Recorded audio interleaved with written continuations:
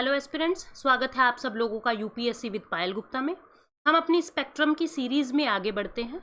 उससे पहले मैं आप लोगों को बता दूं कि अभी तक हम लोगों ने क्या किया है उसको रिवाइज कर लेते हैं ताकि हम लोग एक कनेक्शन बना सकें आज की क्लास से। देखिए, हमने देखा था कि किस तरीके से यूरोपियन भारत में आए, क्या ज़रूरत हुई उन्हें जो ट्रेड है उसको भारत के साथ बढ़ाने की, या मैं कहूँ सी रूट्स को खोजने की। क्या ट्रेड है, क्या ज़रूरत थी, क्योंकि पहले तो लैंड रूट से सारा काम चल रहा था, लेकिन फिर ऐसा क्या हुआ कि उनको समुद्र का रास्ता खोजना पड़ा। किस रास्ते से आया, कौन आया? सबसे पहले वास्को डी गामा आया था 1498 में। वो कहाँ तक आता है, कैसे काम करता है, उन सब चीज़ों को बारे में हमने देखा। ट्रीटी ऑफ टोरडेसिलास क्या कहती है उसके बारे में हमने जाना। फिर हमने ये देखा था कि ट्रेड करने आए थे लेकिन रूल करने लगे भारत में। ट्रेडिंग से रूलिंग तक का सफ़र जो था वो कैसा था। सबसे पहले वास्को डी गामा की मदद अब्दुल माजिद ने की थी। कौन था वो, कैसे मदद की, ये सब बातें हमने देखी। कौन कौन से राजा थे, उनके किन से दुश्मनी थी, मरक्कर्स का क्या इशू था। कैब्रल भारत में आया, ये भी एक ट्रेडर की तरह भारत में आया था। वास्को डी गामा भी एक ट्रेडर की तरह भारत में आया था। पहले 1498 में आया था, फिर 1501 में आया था। 2 बार आ चुका था, टोटल 3 बार आया है। तीसरी बार आज के सेशन में देखेंगे कि वो कैसे आया है। ठीक है, फिर हमने ये देखा कि फ्रांसिस्को डी अल्मेडा 1505 से अब वायसराय काम करेंगे पोर्चुगीज के। फ्रांसिस्को डी अल्मेडा के बाद क्या होता है, उसके पुत्र की मृत्यु हो जाती है। और फिर उसके बाद हमने रियल फाउंडर की बात की थी जो अल्फोंसो डी अल्बुकरीक था। रियल फाउंडर जिसको पोर्चुगीज का कहा जाता है, क्यों कहा जाता है ये हमने देखा, क्योंकि उसने गोवा को कैप्चर किया था। अलेक्जेंडर द ग्रेट के बाद यही एक ऐसा व्यक्ति था जिसने भारत की लैंड के ऊपर अपना कब्जा जमाया था। सोशल इश्यूज के साथ उसके क्या रिलेशंस थे। अल्फोंसो डी अल्बुकरीक की पूरी हिस्ट्री हम लोगों ने देखी थी। फिर आज की क्लास में हमें ये जानना है कि अब जब अल्बुकरीक मर गया है, मैंने आपको क्या कहा कि जो अल्बुकरीक था वो 1509 से 1515 तक था। जब इसकी डेथ हो जाती है 1515 में, इसकी मृत्यु हो जाती है, और इन 6 सालों में ही इसने बहुत जबरदस्त काम किया। 1515 में जब इसकी मृत्यु हो जाती है तो अल्बुकरीक के बाद एक वैक्यूम क्रिएट हो जाता है। वैक्यूम क्रिएट होने का मतलब क्या है, बहुत ज्यादा पॉलिटिकल चेंजेस जो हैं भारत के अंदर नहीं होते हैं। मैं आपको स्पेक्ट्रम के पेजेस समझ आए इसके लिए पहले थोड़ा सा बेस बता रही हूँ। पॉलिटिकल चेंजेस नहीं हो रहे थे। 6 गवर्नर इसकी मृत्यु के बाद आते हैं। अब उन्हीं 6 गवर्नर में से एक गवर्नर 1524 में वास्को डी गामा, ये वही वास्को डी गामा है जो पहले 2 बार, एक बार 1498 में आया था एज ए ट्रेडर, फिर 1501 में आया था एज ए ट्रेडर, और अब 1524 में वायसराय बन के भारत आया है। 1524 में वायसराय बन के भारत आया है। और इन 6 के 6 गवर्नर्स को क्या कहा कि तुम ज़्यादा लड़ाई मत करो, तुम यहाँ पे ज़्यादा पॉलिटिकल बेस मत बढ़ाओ, आप लोग इंडिया को ज़्यादा अक्वायर करने की कोशिश मत करो, लेकिन आप जो भी चीज़ें हम लोगों ने अक्वायर कर रखी है उसके ऊपर कब्जा जमा के रखो, उसके ऊपर होल्ड बना के रखो, ताकि वो चीज़ हमसे कोई छीन ना सके। अब वास्को डी गामा वायसराय बन के आया है 1524 में, उसको गवर्नर की तरह अपॉइंट किया है, लेकिन उसकी मृत्यु हो जाती है कोचीन के अंदर। कोचीन उस समय कैपिटल हुआ करती थी इनकी, मतलब इनका बिल्कुल हेडक्वार्टर जो है कोचीन को माना जाता था। 1526 में इसकी वास्को डी गामा के दौरान ही 1526 में जो किंग जॉन III थे, किंग जॉन III को थे जो पुर्तगाल है उसके राजा थे, किंग जॉन III। अब आप जितने भी यूरोपियन नेशन है ना, वहाँ पे देखोगे कि शहर के बीच में, बड़े शहरों के बीच में एक चौराहा होता है और साथ में एक चर्च होगा, और जिसको वो अपना सेंटर मानते हैं। इसी तरीके से जो किंग जॉन III थे पोर्चुगल के, उन्होंने गोवा को और उसके टाउन हॉल को, जो ये हॉल होता था टाउन हॉल, ये एक तरीके का असेंबली हॉल होता था जो इनकी क्रिश्चियनिटी का प्रतीक होता था, इसको लिस्बन के स्टेटस के बराबर स्टेटस दे दिया। लिस्बन क्या थी, पोर्चुगल की कैपिटल थी, मतलब कि कैपिटल सिटी के बराबर गोवा को दर्जा दे दिया। आप समझ सकते हो वो कितने पैशनेट थे गोवा को लेके, मतलब गोवा को अपनी कैपिटल के बराबर दर्जा दे रहे हैं। ठीक है, तो मतलब गोवा को किसी भी तरीके से वो खोने के लिए राजी नहीं थे। कुछ भी हो, हमारा गोवा हमारे पास रहना चाहिए, मतलब पोर्चुगल पागल थे गोवा के लिए। क्या सिग्निफिकेंस थी ये मैंने आपको बताया था, ये एक नेचुरल हार्बर था। और प्रीवियस सेशंस में मैंने आपको गोवा की सिग्निफिकेंस बताई थी कि वो इतने पागलों की तरह क्रेजी क्यों थे गोवा के पीछे। ये चीज़ें हम लोगों ने देखी कि अल्बुकरीक की जब डेथ हो जाती है तो पोर्चुगीज के बीच में क्या चल रहा है। दूसरी तरफ भारत के अंदर कैसी पॉलिटिकल सिचुएशंस हो रही है। इंडिया में 1526 में पानीपत की लड़ाई में बाबर ने इब्राहिम लोदी को डिफीट कर दिया और मुगल्स जो है, अब मुगल डायनेस्टी जो है वो भारत में इस्टेब्लिश हो गई है। अब मैंने आपको बताया था विजयनगर एम्पायर के बारे में। जिस समय पोर्चुगीज आ रहे थे उस समय यहाँ पे एक विजयनगर एम्पायर होता था। विजयनगर एम्पायर के बहुत ही जाने माने एक राजा कृष्णदेव राय, इनके टाइम में विजयनगर जो है वो बहुत ज़्यादा फला फूला, बहुत ज़्यादा ग्रोथ हुई, ठीक है। और यहाँ पे इसी के चारों तरफ एक बहमनी सल्तनत होती थी, बहमनी सल्तनत होती थी। इस बहमनी सल्तनत के टुकड़े हो रहे थे इस समय। 1526 के आसपास का समय है, 1529 के आसपास का समय है। ये सल्तनत वीक हो रही थी और इसके अंदर से 5 दक्कनी सुल्तान जो है, जो अपने पीछे कुतुब शाही, आदिल शाही, पीछे शाही लगाते थे, ये दक्कनी सल्तनत पावर के अंदर आ रहे थे। ये लोग हमेशा ये चाहते थे कि हम लोग विजयनगर को एम्पायर एक्वायर कर लें, क्योंकि विजयनगर दोआब रीजन के ऊपर था, बहुत ज़्यादा नेचुरल रिसोर्सेज विजयनगर पे थे। ये ऑलरेडी मैं आपको बता चुकी हूँ। ये दक्कनी सुल्तान, जिसमें से एक सुल्तान आदिल शाही से, जो बीजापुर का राजा था, उसे गोवा कैप्चर किया था अलबकरीक ने। वो बातें हम प्रीवियस सेशंस में कर चुके हैं। क्या हो रहा है यहाँ पे भारत के अंदर, एक तो दिल्ली की जो गद्दी है वहाँ पे अब इब्राहिम लोदी हार चुका है, मुगल्स बैठ चुके हैं। और उस समय दिल्ली में ज़्यादा रूल नहीं होता था। ये अपनी सीट आगरा या लाहौर, इन 2 जगह पे ज़्यादा अपनी सीट जो है वो रखते थे, ठीक है। दक्कनी सुल्तान धीरे धीरे आगे बढ़ रहे हैं। 5 दक्कनी सुल्तान की पावर बढ़ती जा रही है। क्यों इनकी पावर बढ़ती जा रही है? क्योंकि विजयनगर एम्पायर टूट रहा है।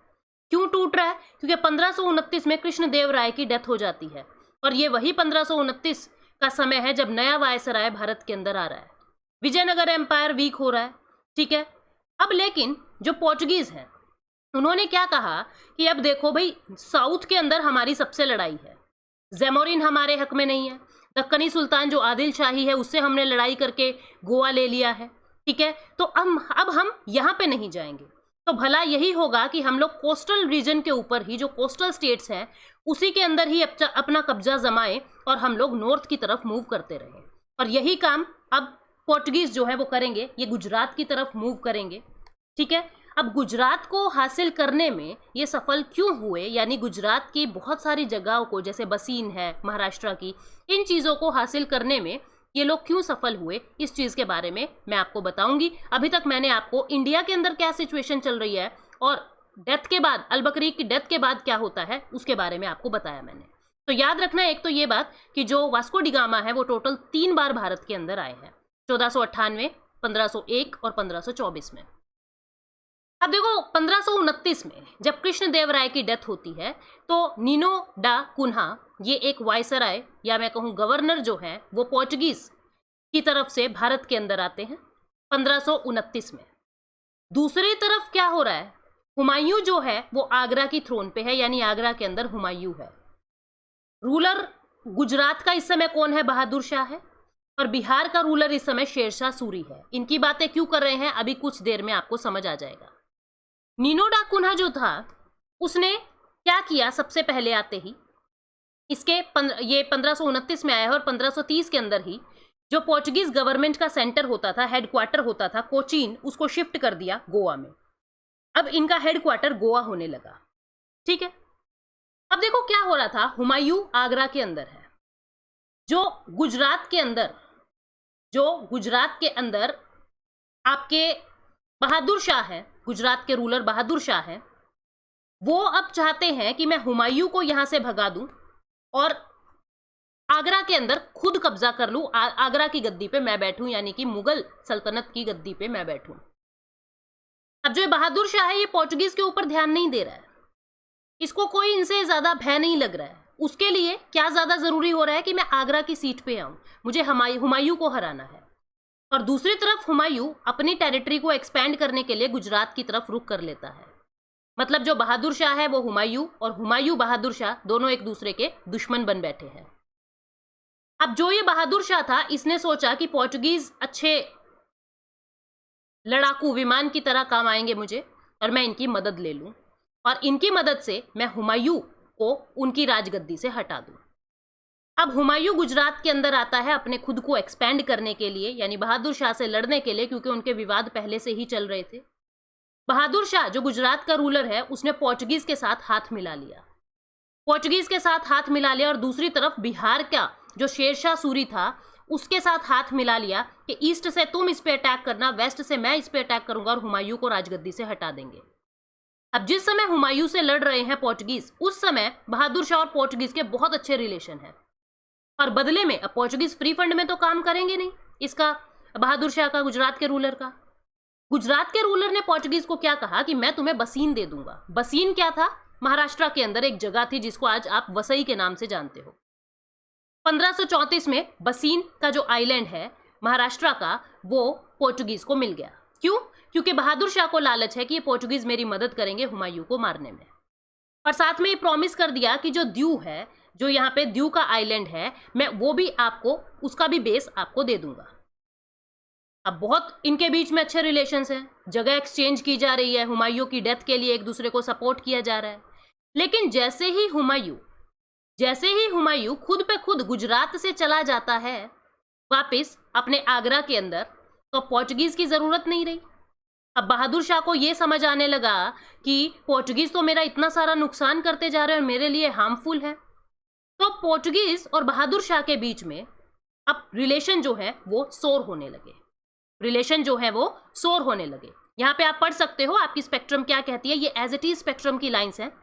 जो गुजरात के बहादुर शाह थे, मुगल एम्परर हुमायूं से कॉन्फ्लिक्ट के लिए पोर्चुगीज से हेल्प लेते हैं और बदले में उन्हें बसीन और द्यू का बेस दे देते हैं पोर्चुगीज।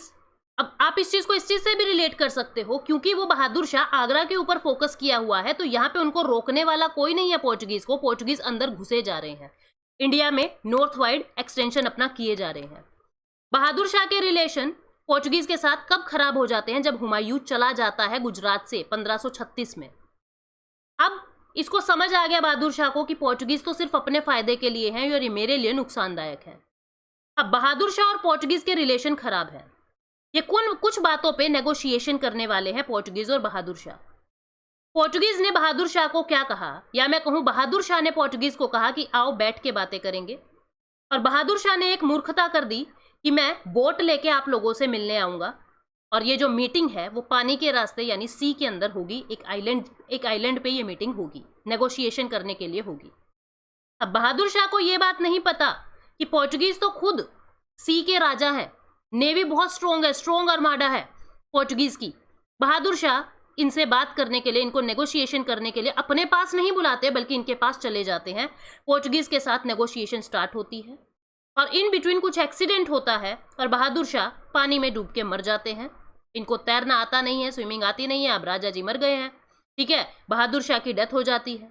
अब लोग ऐसे बोलते हैं कि जो किताबें भी हैं, आपकी स्पेक्ट्रम भी यही कहती है कि पोर्चुगीज ने 1537 में बहादुर शाह की अपने पास बुला के डेथ कर दी, हत्या कर दी इनकी, इनको किल कर दिया। यानी अब बहादुर शाह गुजरात के जो राजा हैं वो मर चुके हैं। अब डाकुनाह ने और क्या किया, बंगाल के अंदर अपना इन्फ्लुएंस जो है वो जमाना शुरू किया। मतलब कि ये ईस्टर्न साइड पे भी जाते हैं, जबकि हमने देखा था अल बकरीक ने भी हुगली के अंदर अपने कुछ बेस स्थापित किए थे, ये भी बंगाल की तरफ रुख करते हैं। बहुत सारे पोर्चुगीज नेशनल्स को हुगली के अंदर, हेडक्वार्टर में हुगली के अंदर बैठाते हैं। तो ये नीनो डा कुन्हा की बातें थी। देखो, हमको सभी वायसराय नहीं पढ़ने हैं, जो किताबों में दे रखे हैं सिर्फ वही पढ़ने हैं। बहुत सारे पोर्चुगीज वायसराय गवर्नर आए थे, हमको सभी के बारे में नहीं जानना। अब ये तो हमने पोर्चुगीज के अंदर वायसरायज की बात की कि कौन कौन आया था, ठीक है, कौन कौन ट्रेडर आए थे फेमस, उनके बारे में देखा। अब हमको पोर्चुगीज के बारे में प्रश्न बन सकते हैं कि ऐसी कौन कौन सी फेवरेबल कंडीशंस थी जिसने पोर्चुगीज को भारत के अंदर पैर जमाने के लिए प्रोत्साहित किया, ठीक है। या पोर्चुगीज के फीचर्स क्या थे जिस समय पोर्चुगीज यहाँ पे आए हैं, या पोर्चुगीज डिक्लाइन कैसे हुए हैं, कैसे वो चले जाते हैं, कैसे मुगल से इतनी अच्छी दोस्ती होने के बाद में ऐसा क्या होता है कि वो मुगलों से अपना विश्वास खो देते हैं।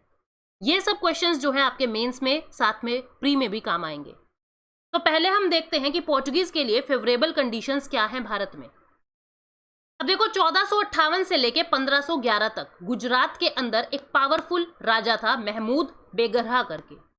इसके अलावा नॉर्दर्न पार्ट के अंदर सारा जो अपना उत्तर भारत था, पूरा उत्तर भारत जो है वो छोटे छोटे किंगडम्स के अंदर बटा हुआ है, और वो सब रियासतें, सब राजा एक दूसरे से लड़ रहे हैं। स्मॉल स्मॉल पावर्स के अंदर बटा हुआ है पूरा नॉर्थ इंडिया, यानी कि कोई बड़ी सुपर पावर वहां पे नहीं बैठी है, कुछ सेंट्रल पावर वहां पे नहीं बैठी है। अब दक्कन की तरफ अगर हम रुक करें साउथ की तरफ, तो बहमनी किंगडम जो है वो ब्रेक हो रहा है। छोटे छोटे किंगडम में 5 दक्कनी सुल्तान वो बढ़ रहे हैं, और दक्कनी सुल्तान को पहले ही ये लोग हरा चुके थे। अब ये जितने भी छोटे छोटे किंगडम्स साउथ के अंदर बढ़ रहे हैं, डेक्कन के अंदर बढ़ रहे हैं, इसमें किसी के भी पास नेवी की ताकत नहीं थी, और ना ही वो नेवी को स्ट्रोंग करने के लिए सोच रहे थे। जबकि आपको पता है, हम पहले भी देख चुके, पोर्चुगीज के पास स्ट्रोंग नेवल पावर थी। इनका आर्मेडा बहुत ज्यादा स्ट्रोंग होता था। सबसे ज्यादा स्ट्रोंग पोर्चुगीज का था, फिर स्पेनिश का था, फिर ब्रिटेन वाले लोगों का था। सबसे ज्यादा स्ट्रोंग नेवी पोर्चुगीज की थी, उसके बाद स्पेन के लोगों की आती थी। अब ईस्ट के अंदर क्या चल रहा है, हमने साउथ का देख लिया, हमने नॉर्थ का देख लिया। ईस्ट के अंदर क्या चल रहा है, जो चाइना के एम्परर थे, उन्होंने अपने चाइनीज शिप के लिए लिमिटेशन लगा रखी थी कि आप इस पॉइंट के बाद, मतलब इस टेरिटरी से आगे नेविगेट नहीं करोगे। तो चाइनीज एम्परर से अभी इनको कोई खतरा था ही नहीं। दूसरी तरफ जो अरब लोग थे, जिनको मूर्स मैंने कहा था पहले भी, अरब के जो मुस्लिम्स लोग थे, जिनमें शुरुआत से ही यूरोप के टाइम से ही इनके विवाद चल रहे थे, इनके जो शिप ओनर्स थे, वो लोग अब समझ चुके हैं कि पूरे इंडियन ओशियंस के अंदर पोर्चुगीज का दबदबा बैठ चुका है, और वो यूनिटी जो पोर्चुगीज की थी, जो पोर्चुगीज की ऑर्गेनाइजेशन थी, उसको मैच नहीं कर पा रहे। अरब मर्चेंट्स बहुत पीछे छूट गए। और इनके पास एक खास बात थी कि इनके जो शिप्स होते थे, क्योंकि अब देखो यूरोप से आए हैं, इतने दूर रास्ते से आए हैं, बीच में पायरेट्स भी मिल सकते हैं, तो उनसे लड़ने के लिए ये लोग अपने कैनन्स लगा के रखते थे शिप्स पे। कैनन्स क्या होते हैं, मतलब तोप लगा के रखते थे। कोई इनकी बात मान रहा है, ठीक है, वरना तोप से उड़ा दिया। मतलब काफी स्ट्रोंग पावर इनके हाथ में होती थी। नेवी में बहुत ज्यादा स्ट्रोंग ये होते थे। ये कुछ फेवरेबल कंडीशन थी जो पोर्चुगीज को और ज्यादा आगे बढ़ा रहे हैं भारत के अंदर। अब इसके बाद स्टाडो पोर्चुगीज डा इंडिया, इसका मतलब है Portuguese state in India. Portuguese state in India, जिस तरीके से आप भविष्य में नाम सुनोगे ब्रिटिश इंडिया, ब्रिटिश इंडिया यानी कि ब्रिटिशर्स ने जो भारत के अंदर अपना कब्जा किया, उनकी जगहों को नाम दिया ब्रिटिश इंडिया। इसी तरीके से पोर्चुगीज ने भी पोर्चुगीज स्टेट इंडिया के अंदर बसाए। ये कहां से प्रूव होता है, क्योंकि उन्होंने गोवा को लिस्बन के बराबर दर्जा दे दिया। मतलब कि वो पोर्चुगीज स्टेट बनाना चाह रहे हैं भारत के अंदर। और कौन कौन सी जगह पे उन्होंने कब्जा किया, इसको देखना। गोवा, इसको तो इन्होंने कैपिटल ही बना दिया था। पहले कोचीन थी, फिर गोवा चले गए। कनानूर, कैलिकट, ठीक है, ये कोडंगुलर, यहाँ पे आप देख सकते हो थुट्टकुडी, ये नागापट्टनम आंध्र प्रदेश के अंदर, ठीक है, ये साउथ टॉम था, ये एक चर्च था मायलापुर के अंदर, ये पुलिकट, ये मछलीपट्टनम, ठीक है, जिसको मछलीपट्टनम भी कहते हैं। यहाँ पे ये कोल्लम था। आप ये सारी जो लोकेशंस हैं इनको याद रखना। ये चौल, इसके बारे में प्री में क्वेश्चंस भी आया था। ये एक पोर्ट सिटी होती थी, ठीक है, जो मैंने आपको बताया था कि चोल के अंदर लड़ाई हुई थी पोर्चुगीज की, ठीक है। अच्छा, अब आगे यहाँ पे देखो दीव, सूरत, दमन, ठीक है, दादरा एंड नगर हवेली, जो ये साइल्स्टे था, बॉम्बे, बसीन जो इनको दे दिया था बहादुर शाह ने। यहाँ पे ईस्ट में अगर हम बात करें तो हुगली, और यहाँ पे चित्तागोंग। मतलब कि ये कुछ एरिए हैं जहाँ पे, साथ में इन्होंने यहाँ आसपास मलक्का स्ट्रेट के ऊपर कब्जा कर लिया था, ठीक है। उधर से आप देखोगे स्ट्रेट ऑफ हॉर्मुज के ऊपर कब्जा कर लिया है, गल्फ ऑफ एडन के ऊपर कब्जा कर लिया है, जो हमने वर्ल्ड मैप में देखा था। तो मतलब कुल मिला के इंडिया के अंदर ये स्टेट्स अब ये बनाते जा रहे हैं। देखो कहाँ से आए थे, एक छोटी सी जगह पे आ रहे हैं वो, ठीक है, और धीरे धीरे अपना बेस कैसे फैलाते जा रहे हैं। लेकिन एक चीज याद रखना कि ये 1540 तक ही पीक पे रहेंगे। इसके बाद ये डिक्लाइन होना शुरू हो जाएंगे। इसके बाद आप देखोगे ये सिर्फ और सिर्फ रिलीजियस लड़ाई लड़ेंगे भारत में, धर्म कन्वर्जन की, लोगों को पोर्चुगीज बनाने के अंदर विश्वास करने लग जाएंगे कि हमको क्रिश्चियनिटी प्रमोट करनी है, और धीरे धीरे इनका डिक्लाइन होना शुरू हो जाएगा। हालांकि हम समझेंगे कि डिक्लाइन क्यों हुआ, उसके बारे में आगे डिटेल में। ये हम लोगों ने देख लिया कि भारत के अंदर इनके कौन कौन से स्टेट्स थे। अब देखो, जो पोर्चुगीज थे वो हमेशा उलझे रहते थे किस चीज में, सक्सेसिव बैटल्स में। किसकी सक्सेसिव बैटल्स में? विजयनगर और दक्कनी सुल्तान की बैटल्स में। मैंने आपको बताया था विजयनगर को इन्होंने अरब वाले हॉर्स दिए थे कम दामों में, और कृष्णदेवराय की मदद की थी दक्कनी सुल्तान से लड़ने के लिए, क्योंकि कृष्णदेवराय के दुश्मन भी दक्कनी सुल्तान थे और पोर्चुगीज थे उनके दुश्मन भी दक्कनी सुल्तान थे। तो चोर चोर मोसेरे भाई, तो वही बात हो गई यहाँ पे कि विजयनगर और दक्कनी सुल्तान में इन्होंने इंटरफेयर करा इनकी लड़ाई में। फिर दक्कन और मुगल्स के बीच में लड़ाई हुई, भविष्य में समझेंगे, तो इनके बीच में इन्होंने इंटरफेयर करा, बीच में सक्सेसिव बैटल्स के अंदर इन्होंने एक रोल प्ले किया। फिर मुगल्स और मराठा की लड़ाई के बीच के अंदर भी इन्होंने अच्छा रोल प्ले किया। इंटरेस्टिंगली द पोर्टुगीज सबसे पहली यूरोपियन पावर थी भारत में आने वाली, और लास्ट पावर थी जिसने भारत की धरती को छोड़ा। 1961 में गोवा, दमन एंड दीव को उन गवर्नमेंट ऑफ इंडिया ने उन लोगों से कैप्चर किया। ठीक है, तो ये बातें हम लोगों ने अभी तक समझी है। अब हम आगे बढ़ते हैं। 16th और 17th सेंचुरी में पोर्टुगीज के फीचर क्या थे, ये मैं आपको बेस समझा रही हूँ, उसके बाद हम स्पेक्ट्रम के ऊपर चलेंगे। जैसे आप देखोगे एज इट इज पेजेस ये आपको स्पेक्ट्रम में मिल जाएंगे, ये वही वर्ड्स हैं बिल्कुल, हेडिंग भी वही डाली है मैंने ताकि आपको ढूंढने में, आपको पढ़ने में परेशानी ना हो। फेवरेबल कंडीशन फॉर पोर्टुगीज, अब ये मैं आपको अलग से समझा रही हूँ जो आपको किताब में नहीं मिलेगा। फिर उसके बाद हम किताब की भाषा पे चलेंगे। सबसे पहला फीचर क्या था, लगभग 100 सालों तक इनकी ट्रेड पे मोनोपोली रही। 1498 से लेके नियर अबाउट 1598 यानी कि 1600, जब तक अदर यूरोपियन पावर भारत में नहीं आती है। 1605 में आप देखोगे डच आ जाएंगे, 1608 में आप देखोगे ब्रिटिशर्स आ जाएंगे, तब तक लगभग 100 सालों तक इनकी ट्रेड के ऊपर मोनोपोली रही है। नेवी के अंदर सुप्रीम थे, नेवल सुपरमेसी थी। गन बोर्ड डिप्लोमेसी आती थी, ये अपनी कैनन्स यूज करते थे बोट्स के ऊपर, जो और लोग नहीं करते थे। और इसके जो वायसराय होते थे ना, उनकी लीडरशिप बहुत अच्छी होती थी। वायसराय रिस्पॉन्सिबल है जनरली भारत के अंदर एक्सपेंशन के लिए। भारत के अंदर तरीके से काम किया इन वायसराय ने, कब क्या चीज को छेड़ना है वायसराय बखूबी जानते थे। वायसराय तो सुप्रीम होते थे, या आप कह दो गवर्नर सुप्रीम होते थे, उनके साथ कोई सेक्रेटरी होते थे उनके काम करने के लिए, जो किंग चुन के भेजता था। फिर एक ऑफिशियल होता था जिसका नाम था वेडोर डा फेजेंडा, माफ करना अगर मैं गलत प्रोनाउंस कर रही हूं तो। ये किस चीज के लिए रिस्पॉन्सिबल थे, रेवेन्यू कलेक्शन के लिए, और कौन सा फ्लीट पास होगा किस पोर्ट से, ये सारा काम ये वेडोर देखते थे। रेवेन्यू कलेक्शन का काम इन्होंने संभाला। 1540 तक पोर्टुगीज वीक हो गए और डिक्लाइन होना शुरू हो गए। उन्होंने गोवा को लेकिन कंट्रोल रखा लास्ट तक, दमन एंड दीव, गोवा, इनके ऊपर कंट्रोल जमा के रखा और रिलीजियस फंडामेंटल स्टार्ट कर दिए। मैंने आपको पहले भी बताया, क्रिश्चियनिटी को प्रमोट करने के लिए धर्म रूपांतरण करने लगे, लोगों का धर्म बदलने लगे। मूर्स के साथ यानी जो अरबिक मुस्लिम्स थे, उनके साथ इनके कभी रिलेशन अच्छे थे ही नहीं, क्योंकि लड़ाई की शुरुआत ही इनके साथ इसी वजह से हुई है, क्योंकि मुस्लिम्स ने इनके रास्ते को रोक लिया था। तो मूर्स और अरब के साथ इनके कभी अच्छे रिलेशन नहीं हुए। पर्टिकुलर मैं कह सकती हूँ मुस्लिम्स के साथ इनके रिलेशन अच्छे नहीं हुए, लेकिन फिर भी अकबर और जहांगीर के साथ इन्होंने बहुत अच्छे रिलेशन इस्टेब्लिश कर लिए थे, बहुत अच्छे रिलेशन मैनेज कर लिए थे। लेकिन बाद में आप देखोगे कि मुगल्स के साथ इनके रिलेशंस अच्छे नहीं रहे थे जहांगीर के बाद। क्यों? क्योंकि कुछ फीमेल्स को इन्होंने बंदी बना लिया था, कुछ दो दासी को बंदी बना लिया था, उनके साथ मिसबिहेव किया था, जिसकी वजह से इनको वहां से हटा दिया गया था, भगा दिया गया था पोर्टुगीज को। ठीक है, ये फीचर्स मैंने आपको शॉर्ट में बताए। अब आपकी स्पेक्ट्रम क्या कहती है इसको देखो। पोर्टुगीज एडमिनिस्ट्रेशन इंडिया के अंदर कौन कौन लोग एज ए एडमिनिस्ट्रेटर आते थे? जो हेड होते थे एडमिनिस्ट्रेशन के वो वायसराय होते थे, जिनका कार्यकाल 3 साल होता था। अब एक वायसराय को फिर फर्दर 3 साल के लिए भी अपॉइंट कर देते थे, यानी कि रीअपॉइंटमेंट इनकी पॉसिबल थी। ठीक है, फिर इनके साथ सेक्रेटरी होते थे, बाद में पूरी काउंसिल बनने लगी थी कुछ मिनिस्टर्स की। और जो वेडोर डा फेजेंडा थे, उनका काम क्या था? रेवेन्यू को संभालना और कार्गोज और फ्लीट्स का डिस्पैच करना, कौन जाएगा कौन आएगा यही फेजेंडा ही देखते थे। ये एक पोस्ट का नाम है, ठीक है, पोस्ट का नाम है वेडोर डा फेजेंडा, ये किसी व्यक्ति का नाम मत समझना। पोर्टुगीज की रिलीजियस पॉलिसी कैसी रही? मूर्स जो अरब के मुस्लिम्स होते थे, उनको मूर कहा जाता है, वो इनके दुश्मन थे। ठीक है, of the Portuguese in north Africa, so were the Arabs arriving in the east, the Portuguese brought with them the same zeal. अब देखो क्या हो रहा है, अरब चाहते थे कि मुस्लिम धर्म प्रमोट हो, अब उनको जवाब देने के लिए पोर्टुगीज चाह रहे हैं सेम ज़ील के साथ, ज़ील मतलब सेम क्रेजीनेस के साथ, सेम उत्साह के साथ, कि हम क्रिश्चियनिटी को प्रमोट करेंगे। तो मुस्लिम्स को प्रमोट करना चाहते हो ना, हम मुस्लिम्स को प्रमोट नहीं होने देंगे, हम इस्लाम की जगह क्रिश्चियनिटी को प्रमोट करेंगे।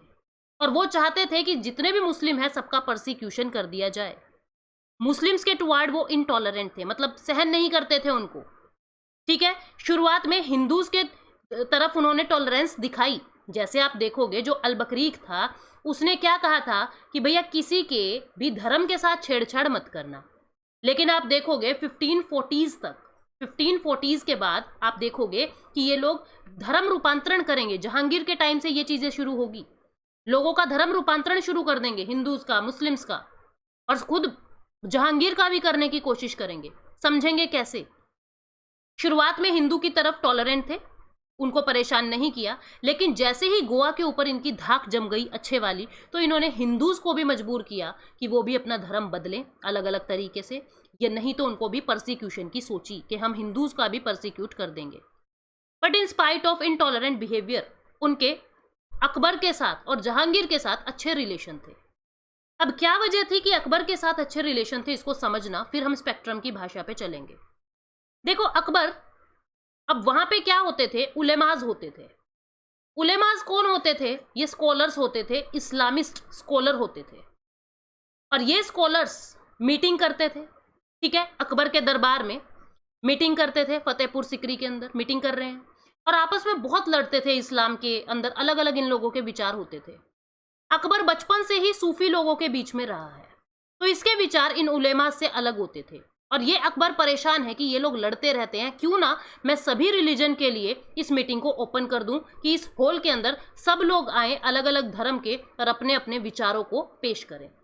तो इस तरीके से क्रिश्चियन मिशनरीज भी यहाँ पे आते हैं, उन लोगों का अकबर के साथ अच्छा रिलेशन बनता है, और अकबर का पुत्र जहांगीर जो है वो भी ऐसे देख रहा है कि उसके पापा यानी कि अकबर जो है वो इस तरीके से इन टॉलरेंस की पॉलिसी रखते हैं सभी धर्मों के लिए, किसी के साथ भेदभाव नहीं कर रहे। तो जहांगीर भी वही चीजें सीखता है बचपन से ही। अकबर के टाइम पे धर्म रूपांतरण नहीं हुआ, रिलीजियस कन्वर्जन नहीं हुआ लोगों का, लेकिन जहांगीर के टाइम पे रिलीजियस कन्वर्जन हुआ, ठीक है। लगभग 20 लोगों का बैप्टिज्म किया गया, मतलब कि उनको क्रिश्चियन धर्म के अंदर कन्वर्ट कर दिया गया। देखते हैं आपकी जो स्पेक्ट्रम है वो क्या कहती है, समझना इसको। अब अकबर के साथ अच्छे रिलेशंस उन्होंने रखे बिकॉज मुगल एम्परर को इंटरेस्ट था थियोलॉजी के अंदर। सितंबर 1579 में अकबर ने एक लेटर भेजा गोवा की अथॉरिटीज को कि हमें आपके 2 प्रिस्ट भेजो हमारी मीटिंग्स के लिए, ये भी हमारी मीटिंग्स के अंदर हिस्सा लें, फतेहपुर सिकरी के अंदर हमारे हॉल्स के अंदर बैठ के चर्चा करें अपने अपने धर्म के बारे में। चर्च की अथॉरिटी जो थी वो ईगरली वेट कर रही थी इस इनविटेशन का। उन्होंने क्या चाहा कि हम राजा को ही कन्वर्ट कर दें क्रिश्चियनिटी में, और उन्होंने कोर्ट के अंदर अपने लोग भेजे। ये कौन लोग थे? एक तो ये फादर रोडोल्फो एक्वाविवा और एंटोनियो मॉन्सरेटे, ये 2 लोग जाते हैं, ठीक है। किस पर्पस के लिए इनको सेलेक्ट किया गया कि वहां पे जाएंगे और क्रिश्चियनिटी को प्रमोट करेंगे, और साथ में जो राजा है उसी को ही, अकबर को ही धर्म रूपांतरण कर दो। ये 28 फरवरी 1850 को फतेहपुर सिकरी पहुंचते हैं। इबादत खाना कहते थे इनकी मीटिंग को, याद रखना, इबादत खाना। आप लोग मेडिवल हिस्ट्री में समझेंगे भी, इबादत खाना, अलग अलग धर्म के स्कॉलर्स आके बातें करते हैं, अपने अपने धर्म के बारे में चर्चा करते हैं। 28 फरवरी 1580 को ये वहां पे जाते हैं और इनका बहुत अच्छे से स्वागत किया जाता है। जो ये 2 लोग आए थे एक्वाविवा और मॉन्सरेटे 1583 को वापस आ जाते हैं, 1580 में पहुंचते हैं और 1583 लगभग 3 साल के बाद वापस आ जाते हैं, और ये झूठी होप लेके कि अकबर का कन्वर्जन करेंगे, लेकिन अकबर का कन्वर्जन नहीं कर पाए। फिर सेकंड मिशन होता है, फिर से इबादत खाना में कुछ लोगों को बुलाया जाता है, क्रिश्चियन धर्म के लोगों को गोवा से। 1590 में सेकंड मिशन चलता है। 1592 में वापस आते हैं वहां से वो 2 मिशनरी, और फिर से इस झूठी उम्मीद में, लेकिन फिर भी राजा को कन्वर्ट नहीं कर पाए। थर्ड मिशन फिर जाता है 1595 में लाहौर के अंदर। आप एक बात याद रखना, आगरा और लाहौर, इन 2 जगह पे ज्यादा ये लोग अपनी गद्दी रखते थे। दिल्ली के अंदर तो बहुत कम इन लोगों ने राज किया है, तो आगरा और लाहौर में ज्यादा फोकस करते थे। अब तीसरा जो मिशन हो रहा है वो लाहौर में हो रहा है, ठीक है, जहां पे परमानेंट इंस्टीट्यूशन बनाने की बातें हो रही है कि एक परमानेंट सेक्युलर पॉलिटिक्स को, मतलब जहां पे सब धर्म बराबर हैं, पंथ निरपेक्ष एक इंस्टीट्यूशन बनाया जाएगा जहां पे सब लोग आके अपने अपने विचार पेश कर सकते हैं, ठीक है। यहाँ पे कौन लोग गए थे? जेरोम जेवियर और इमैनुअल पिनहेरो, ये इस मिशन के लीडर थे, तीसरे मिशन के लीडर थे, और ये भी खाली हाथ वापिस आए। अकबर के राइन के अंदर, मतलब अकबर राज के अंदर किसी का भी धर्म क्रिश्चियनिटी में नहीं बदल सके। अब अकबर के बाद राजगद्दी पे आते हैं जहांगीर। और यहाँ पे क्या होता है, शुरुआत में जहांगीर ने मुस्लिम्स को, या मैं कहूँ जहांगीर ने मुस्लिम्स को बढ़ावा दिया और पोर्चुगीज़ को ज़्यादा वफा नहीं दिखाई, मतलब कि पोर्चुगीज़ को ज़्यादा फेवर नहीं किया। लेकिन धीरे धीरे 1606 के बाद इन लोगों के साथ फेवर करने लगे जहांगीर भी, क्योंकि जहांगीर भी देखते थे कि उनके पिता जो हैं अकबर सभी लोगों के, सभी धर्मों के साथ बराबर ट्रीट कर रहे हैं, तो वो भी यही चीज़ें सीखे। अब लाहौर के अंदर ये चर्च जो था, मतलब क्या होता था कि जो ये मुगल राजा होते थे, मुगल राजा के साथ अच्छी दोस्ती थी पोर्चुगीज़ की, अच्छे रिलेशंस थे, तो जहाँ जहाँ मुगल राजा होते थे वहाँ वहाँ ये अपनी धाक जमा जाते थे, मतलब वहाँ वहाँ पोर्चुगीज़ मूव कर सकते थे। अब जहांगीर आगरा ना रह के शिफ्ट हो गए थे लाहौर में, क्योंकि इनकी बीवी से, इनकी वाइफ से इनके रिलेशंस अच्छे नहीं थे, तो आगरा के अंदर नूरजहाँ को छोड़ के ये लाहौर निकल जाते हैं और वहीं पे अब ये मीटिंग्स हो रही हैं, इबादत खाना जिसको कहते हैं। 1608 में फाइनली जो क्रिश्चियंस हैं उन्होंने 20 लोगों का बैप्टिज्म किया। बैप्टिज्म क्या होता है, पानी में डुबकी लगा के उनका धर्म रूपांतरण किया जाता है, ठीक है। अब 1608 में 20 लोगों का धर्म रूपांतरण किया। जहांगीर की कोर्ट में ऐसा माना गया कि जहांगीर को भी क्रिश्चियन धर्म के अंदर बदला जाए, लेकिन ये जो होप्स थी ये बिलाइड रही, यानी कि ये होप्स जो है वो झूठी रही। जहांगीर का धर्म रूपांतरण नहीं हो सका। कुछ कुछ किताबों में कहते हैं कि जहांगीर का धर्म रूपांतरण हुआ है, लेकिन आपकी स्पेक्ट्रम यही कहती है कि जहांगीर का धर्म रूपांतरण नहीं हुआ है, ठीक है। लेकिन बाद में क्या होता है, इनके एरोगेंट एक्शंस की वजह से, किनके एरोगेंट एक्शन, पोर्चुगीज के एरोगेंट एक्शंस की वजह से, या मैं कहूँ कि इनके हरकतों की वजह से, इन्होंने वहाँ की फीमेल्स के ऊपर मिसबिहेव करने की कोशिश की, जिसकी वजह से इनके मुगल एम्परर के साथ रिफ्ट प्रोड्यूस हो गई, यानी कि लड़ाइयाँ शुरू हो गई और इनको वहाँ से भगा दिया गया था बाद में। ये आज का सेशन हम लोगों ने देखा। आगे हम देखेंगे कि किस तरीके से ये जो पोर्चुगीज़ हैं वो मुगल से खफा, मतलब मुगल्स इन पोर्चुगीज़ से खफा होते हैं, किस तरीके से ये लोग डिक्लाइन होंगे और इनका सिग्निफिकेंस क्या रहा भारत में, और किस तरीके से बैटल ऑफ स्वाली होती है। इन सब चीज़ों पे हम कल के सेशन में डिस्कस करेंगे।